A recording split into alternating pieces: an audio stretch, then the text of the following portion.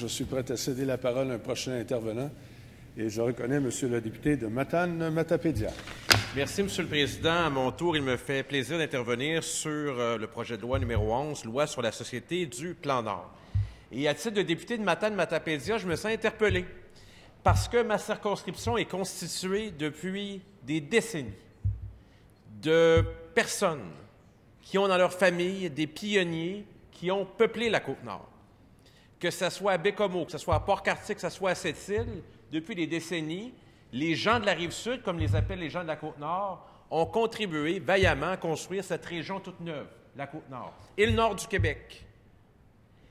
Des noms de villes aussi évocateurs que Schefferville, Fermont et Gagnon sont des villes très connues dans ma circonscription. Les fiers travailleurs de chez nous continuent encore de travailler dans le nord du Québec. Je les croise chaque fois que je me rends vers l'Assemblée nationale. Je les vois prendre l'avion vers le nord du Québec pour aller travailler dans les mines, pour gagner leur vie, pour faire en sorte d'avoir un revenu. Et malheureusement, ils doivent s'éloigner de chez eux. Mais c'est un mal nécessaire. Ils contribuent avec force à la main-d'œuvre nécessaire pour faire ces travaux. Et on est conscient tout de même de la chance qu'on a. Et je suis conscient des préoccupations qui sont celles de ma collègue députée Duplessis sur l'établissement plus permanent des travailleurs sur la Côte-Nord. Mais d'ici à ce que ça puisse se faire, les gens de chez nous y contribuent. Et puis ça nous interpelle dans nos relations. Vous savez qu'on a un traversier rail à Matane qui permet d'acheminer des marchandises vers la Côte-Nord. On a également un traversier qui relie Matane, Bécomo et Godbout pour traverser le grand fleuve Saint-Laurent et se rendre sur la Côte-Nord. Et de la Côte-Nord, tout est possible. C'est le Nord québécois. C'est une vaste étendue aux possibilités fantastiques. Et ce n'est pas qu'en 2008 qu'on a réalisé le potentiel du Nord québécois. Il y a bien des années, René Lévesque, ministre des Ressources naturelles dans le gouvernement de Jean Lesage, avait vu tout le potentiel du Nord du Québec, d'harnacher les rivières, d'en tirer un développement, mais aussi il a été précurseur, je dirais, d'une volonté de respecter les communautés du Nord. D'ailleurs, je ne suis pas peu fier que 25 ans après, lorsque M. Lévesque a quitté la politique, on pouvait dire dans son bilan qu'il avait été le premier ministre qui avait contribué à reconnaître les 11 nations autochtones du Québec. Ça fait partie de son bilan, ça fait partie de son héritage. Et j'en suis très fier d'appartenir à cette formation politique qui a toujours eu à cœur la population du nord du Québec. Dès la création du comté d'Ungava, on a fait, jusqu'à la dernière élection, confiance à des députés du Parti québécois. En Djamidi, dans le nord du Québec, et ce n'est pas sans raison. Dans le comté de Duplessis, une circonscription qui fait confiance au Parti québécois depuis 1976, depuis que le grand Denis Perron, député sous René Lévesque, a été élu une première fois, un ouvrier d'Hydro-Québec, un fier travailleur qui a toujours représenté avec fierté les gens de chez lui. Et la tradition se poursuit avec ma collègue de Duplessis, qui est reconnue, oui, pour son franc-parler, mais pour son ardeur à défendre les gens de chez eux. Et son territoire, il est vaste, et les enjeux sont tout aussi vastes. Il en vaut autant pour le comté de René Lévesque. On y revient, René Lévesque. La Côte-Nord de mon collègue, qu'il défend avec beaucoup de vigueur. Parce que cette région-là ne veut pas seulement être l'objet d'une exploitation débridée des ressources naturelles. Cette région-là a besoin de vivre, a besoin de ressources, a besoin d'attention du gouvernement du Québec. Ce ne sont pas que des pourvoyeurs. C'est une région à part entière, la Côte-Nord et le nord du Québec. Et lorsque j'ai vu, moi, comme parlementaire, arriver en 2008, le projet du Plan Nord, il y a un premier indice qui m'invitait à réfléchir sur ce qu'on nous présentait. D'abord, la première présentation du Plan Nord, ça n'a pas été fait par une déclaration ministérielle. Ça n'a pas été fait par un projet de loi. Ça n'a pas été fait par une présentation spéciale au Salon Rouge. Ça a été fait dans une instance partisane. C'était à Lévis, congrès du Parti libéral, et c'est là qu'on a présenté le Plan Nord. Déjà, ça donnait des indications sur l'utilisation qu'on allait faire de ce concept, le Plan Nord. Concept qui est apparu à quelques semaines de l'élection générale de 2008. Je m'en souviens, il y avait un candidat dans mon comté, Je vais nommer pour la première fois à l'Assemblée nationale Éric Plourde, qui combien de fois me disait que le plan Nord allait être la solution, la panacée à peu près tous les maux du Québec. Bien sûr, c'est ambitieux, bien sûr, c'est intéressant, mais il ne fallait pas surestimer les capacités d'un développement nordique où on n'était qu'au balbutiement, mais où on a créé des attentes importantes qu'on n'a pas su toujours combler. Alors, le plan Nord, c'était la volonté du premier ministre Charest de s'inscrire dans l'histoire. C'était son héritage, c'est ce qu'il nous indiquait. C'était ce qu'on devait aux bâtisseurs qui ont construit les barrages, qui ont construit la baie James, nos pionniers. C'était une volonté d'avoir un bel écriteau qui dit « Open for business ». C'est ça le Québec. Venez chez nous, nos mines sont accessibles, les tarifs sont bas, on n'est pas trop regardant sur l'environnement, on s'arrangera avec les Autochtones plus tard. C'est ça le plan Nord. C'est comme ça que ça a été perçu. Ça a été fait avec beaucoup d'empressement. Il y a eu des gagnants. Des grandes entreprises, des grandes compagnies de l'extérieur, qui ne faisaient pas la charité. Le minerai, c'est une ressource non renouvelable. Si on ne va pas le chercher maintenant, on l'a plus tard. Par contre, les sites qui ont été abîmés, qui n'ont pas été aménagés, restaurés, ça, c'est un passif qu'on assume seul, dans bien des cas. Les communautés autochtones, à qui on a fait miroiter, c'est le cas de le dire, tels des miroirs, des promesses de retombées, sont encore bien déçus. Je les ai entendus en commission parlementaire avec ma collègue il y a à peu près 2 semaines. Les retombées ne sont pas au rendez-vous. Pour les communautés blanches aussi, ce que l'ancienne mairesse de Fermont, Lise Pelletier, ex-candidate libérale à l'élection générale de 2012, a dit est fabuleux. Elle nous indique tout ce qu'on lui avait promis,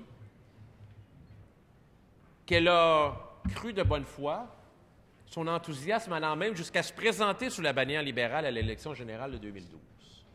Si vous lui parlez aujourd'hui, si vous lisez l'entrevue qu'elle a accordée au Journal des Affaires, tout autre scénario.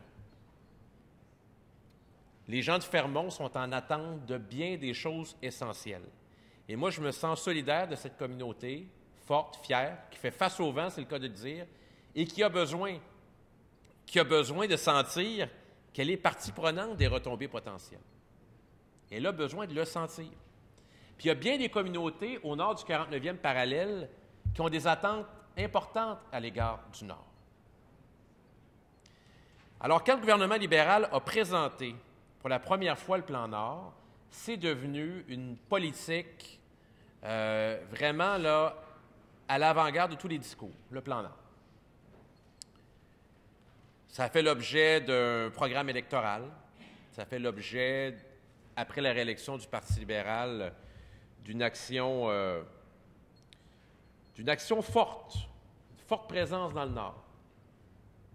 Puis moi, comme député, humble député de Matane, à ce moment-là, je me disais comment ma communauté peut tirer profit de ce qu'on nous promet. Alors, on a commencé à regarder ce que nos entreprises peuvent offrir dans le Nord. Puis on s'est dit, quels sont les biens, quels sont les services, est-ce qu'on est capable, nous, de vendre des choses à l'international, de contribuer à l'exploitation des mines, à l'exploitation des ressources. On a essayé de se faire entendre. À plusieurs reprises, je me souviens avec les différents ministres responsables de la région du Bas-Saint-Laurent. On a plaidé ça. Et au premier jour de janvier, il y a quelques années, j'apprends que le premier ministre Charest conduit une grande mission avec des entrepreneurs dans le nord du Québec. Une mission clé en main avec l'avion gouvernemental, avec les cahiers de charges, avec une délégation de gens d'affaires d'une seule région, la capitale nationale. Région qui a le plein emploi. Puis moi, le député de la Haute-Gaspésie à l'époque, qui a un des taux de chômage les plus élevés du Québec, député de Matane, avec la MRC de la Matanie, je me dis, bien, notre tour va venir. Nous aussi, on va pouvoir accompagner le premier ministre. Poser la question en chambre, le premier ministre dit non. On y va avec le maire de Québec. On y va avec les entrepreneurs de Québec. Et là, j'ai comme compris que c'est eux autres qui devaient en avoir le plus besoin. La région de Québec avait 4 % de taux de chômage. Alors, j'ai dit aux entreprises, les chambres de commerce chez nous, bien, il va falloir s'organiser nous-mêmes, il va falloir appeler des gens, on va chercher comment on peut tirer profit de ça. Puis on s'est rendu compte en regardant les entreprises qui y étaient que, dans bien des cas, c'est des entreprises qui avaient les moyens d'y aller eux-mêmes. Puis c'est des entreprises qui ont eu un support supplémentaire. Ce n'étaient pas des entreprises en émergence. Puis on était déçus. Puis dans certains cas, il y a des critères autres qui se sont appliqués dans la sélection des entreprises qui sont allées dans le Nord. Il y avait des bons donateurs libéraux aussi. Ça a été reconnu. Alors le Nord, c'était ça. L'héritage que le premier ministre Charest voulait légitimement laisser au Québec n'est pas ce qui est apparu le plus clairement à l'élection générale de 2012. On se souviendra davantage de la crise étudiante. On se souviendra davantage d'un contraste fascinant au Palais des Congrès de Montréal, où, dans un salon sur le plan Nord, on avait à la fois le Québec réel, les citoyens représentés par le gouvernement du Québec qui demandaient à être entendus, qui demandaient à de la considération. Puis on avait à l'intérieur de la salle des promesses d'avenir en disant que c'était ça.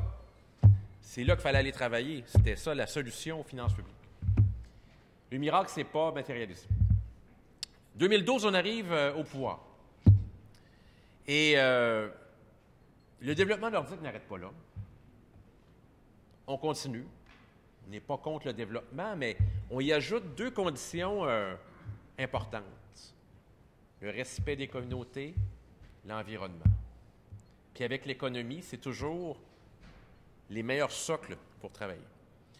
Alors, on décide de faire adopter un nouveau régime minier, une nouvelle loi sur les mines qui a été adoptée à l'unanimité.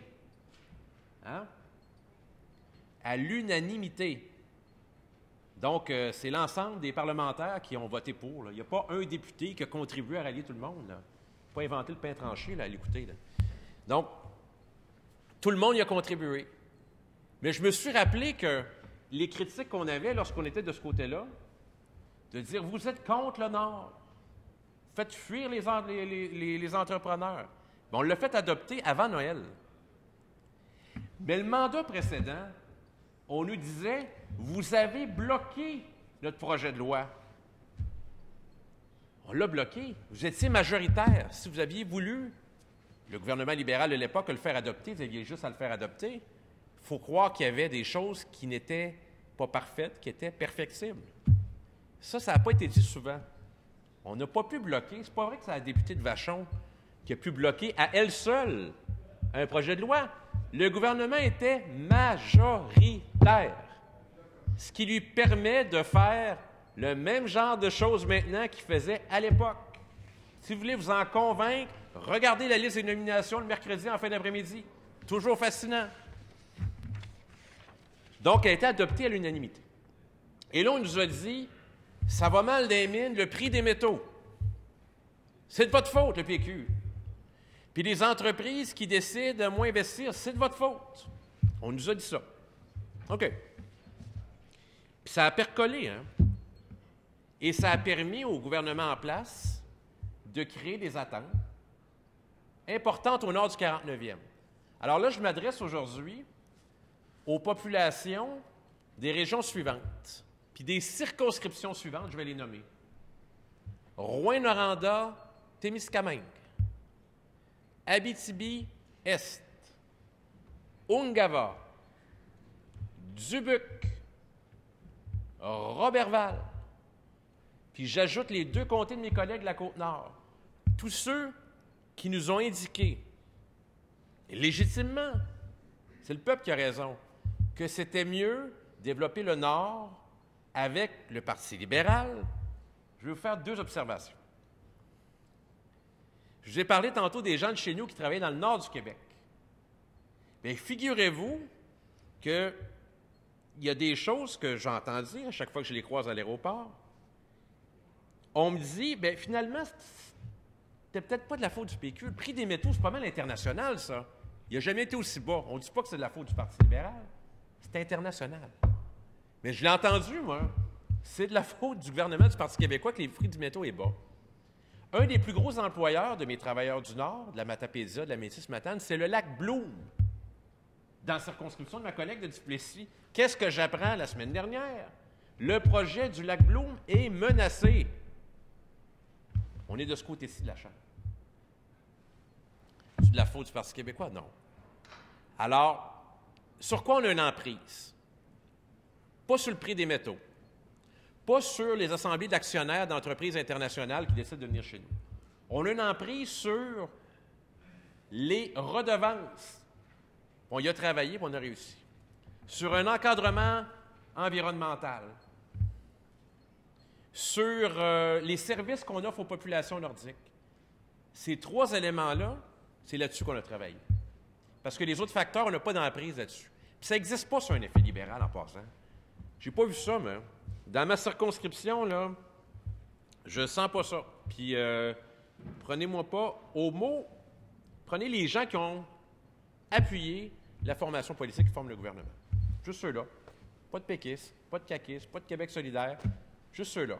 Moi, je me fie à eux, là. Ils nous donnent leur juste présentement de façon assez directe. Alors là, la suite, c'est quoi? C'est un nouveau gouvernement. Bien sûr, il y a des ministres qui ont appartenu à l'ancien gouvernement libéral. C'est un nouveau premier ministre. Le nouveau premier ministre arrive avec le plan Nord plus modeste. C'est comme ça qu'on nous le décrit. Et je reconnais au premier ministre d'avoir moins d'empressement et une plus grande volonté d'équilibrer les choses. C'est pas parfait ce qui est présenté. On a fait un travail constructif. On y vit dans le Nord. Hein? Les députés du Parti québécois sont aussi dans le Nord du Québec. Là.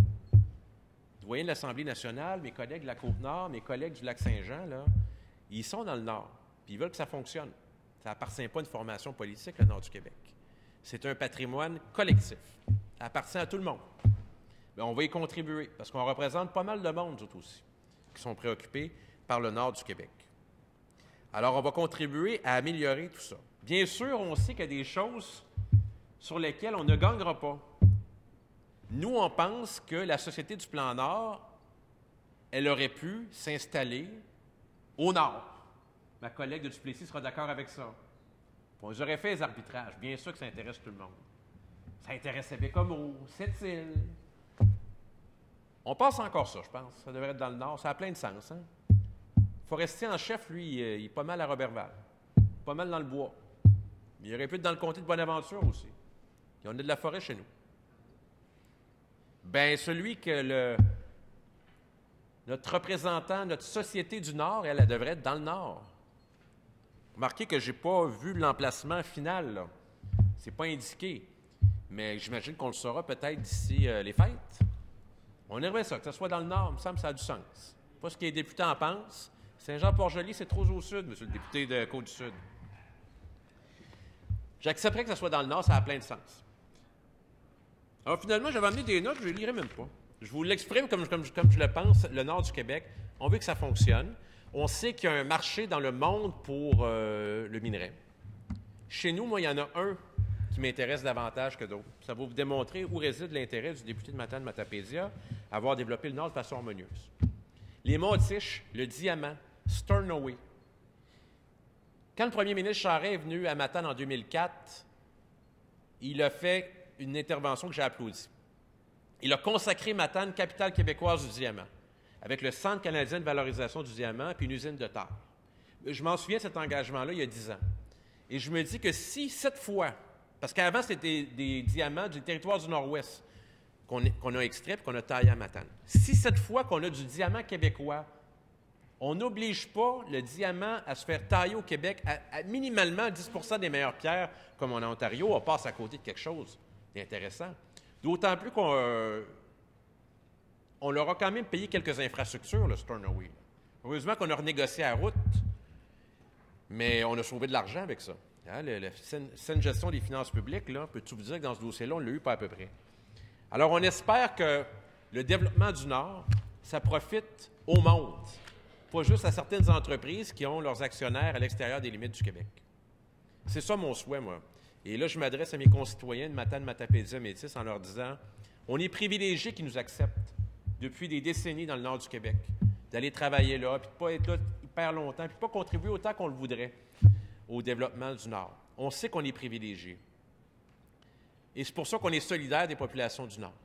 Et je suis solidaire des populations du Nord du Québec, du comté du Plessis, du comté de René-Lévesque, du comté d'Ongava, de l'Abitibi, du Saguenay-Lac-Saint-Jean. Vous pouvez compter sur nous de la Rive-Sud pour vous appuyer et avoir un Nord harmonieux, puis on va réussir ensemble pour les bonnes raisons. Merci, M. le Président. Merci à vous, M. le député de Matane-Matapédia, pour cette intervention.